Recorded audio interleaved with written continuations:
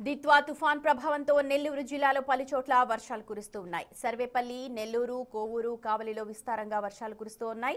కావలిలోని పలు ప్రాంతాల్లో రోడ్లపైకి వర్షపు నీరు వచ్చి చేరిపోతోంది. మరోవైపు జిల్లాలో కురుస్తున్న వర్షానికి సోమశిల జలాశయం నిండు కుండని తలపిస్తోంది. మైపాడు, కొత్తకోడూరు, తుమ్మలపెంట వద్ద సముద్రం అల్లకల్లోలంగా ఉండటంతో బీచ్ల వద్దకు ఎవరూ రాకుండా పోలీసులు భారీగా బందోబస్తు ఏర్పాటు చేశారు. ఇక తుమ్మలపెంట వద్ద సముద్ర తీర ప్రాంతం కోతకు గురైంది. దీనికి సంబంధించిన పూర్తి సమాచారాన్ని మా ప్రతినిధి సురేంద్ర అందిస్తారు. నైరుతి బంగాళాఖాతంలో తీవ్ర వాయుగుండం కొనసాగుతూ ఉంది. ఈ యొక్క తీవ్ర వాయుగుండం మధ్యాహ్నం పైన వాయుగుండంగా బలహీనపడేటువంటి పరిస్థితి ఉందని చెప్పి వాతావరణ శాఖ సూచిస్తుంది. ఈ నేపథ్యంలోనే భారీ నుంచి అతి భారీ వర్షాలు పలు చోట్ల పడుతూ ఉన్నాయి.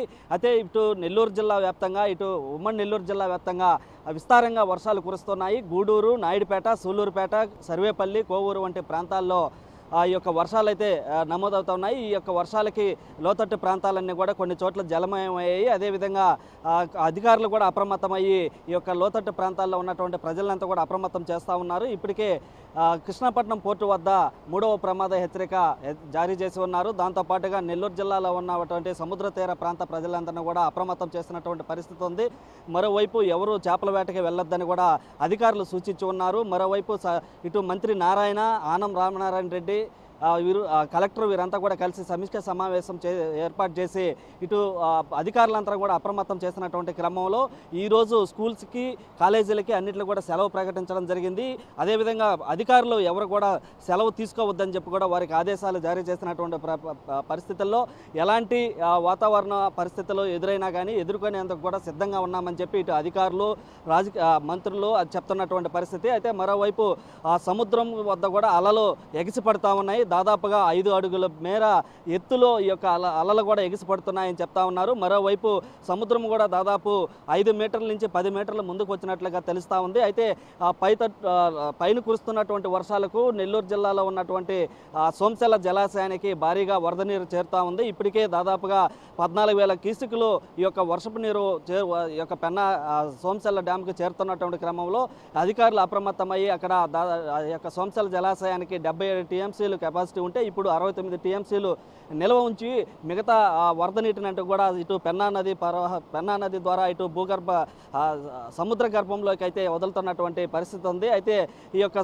పెన్నాకి, ఈ యొక్క సోమశిల నుంచి వచ్చేటువంటి వరద నీరే కాకుండా చుట్టుపక్కల ఉన్నటువంటి ఆ వాగులు ఏవైతే ఉన్నాయో ఆ వాగుల్లో నుంచి వచ్చేటువంటి వరద నీరంతా కూడా ఈ యొక్క పెన్నా నదిలోకి కలిసి మనం చూస్తున్నటువంటి పెన్నా బ్యారేజ్ వద్ద మనం గమనించవచ్చు. ఈ యొక్క వరదపు నీరు పరవళ్ళు తొక్కుతూ ఈ పెన్నా ప్రవాహం అంతా కూడా పారుతున్నటువంటి విజువల్స్ మనం గమనించవచ్చు. అయితే మొత్తం మీద ఈ యొక్క వాగుల నుంచి వచ్చేటువంటి వరద నీరు కావచ్చు, సోమశిల నుంచి వస్తున్నటువంటి వరద నీరు దాదాపు 40,000 క్యూసెక్కులు ఇటు సముద్ర గర్భంలోకి ఈ నీరంతా కూడా వెళ్తున్నటువంటి విజువల్స్ మనం గమనించవచ్చు. అయితే ఈ యొక్క పెన్నా పరివాహక ప్రాంతంలో ఉన్నటువంటి వాసులంతా కూడా ఇప్పటికే అప్రమత్తం చేసినటువంటి పరిస్థితి. పలు చోట్ల లోతట్టు ప్రాంతాల్లో ఇప్పటికే నీరు చేరున్నదని చెప్పి అధికారులు చెప్పడంతో అక్కడ ఉన్నటువంటి వారిని కూడా సురక్షిత ప్రాంతాలకి అవసరమైనటువంటి ఏర్పాట్లు కూడా ఇప్పటికే చేసి ఉన్నారు. దాంతోపాటుగా ఎన్డీఆర్ఎఫ్ బృందాలు కూడా నెల్లూరుకు చేరుకున్నాయి. ఏవైనా ఆస్తి ప్రాణ నష్టాలు జరిగేటువంటి క్రమంలో వారిని అటువంటి ప్రమాదాలకు సంబంధించి ఎన్డీఆర్ఎఫ్ బృందాలని ప్రత్యేకంగా ఒక టీంను అయితే నెల్లూరుకి తీసుకొని వచ్చున్నారు. ఆ టీము మొత్తం సభ్యులు 30 మంది ఉన్నారు.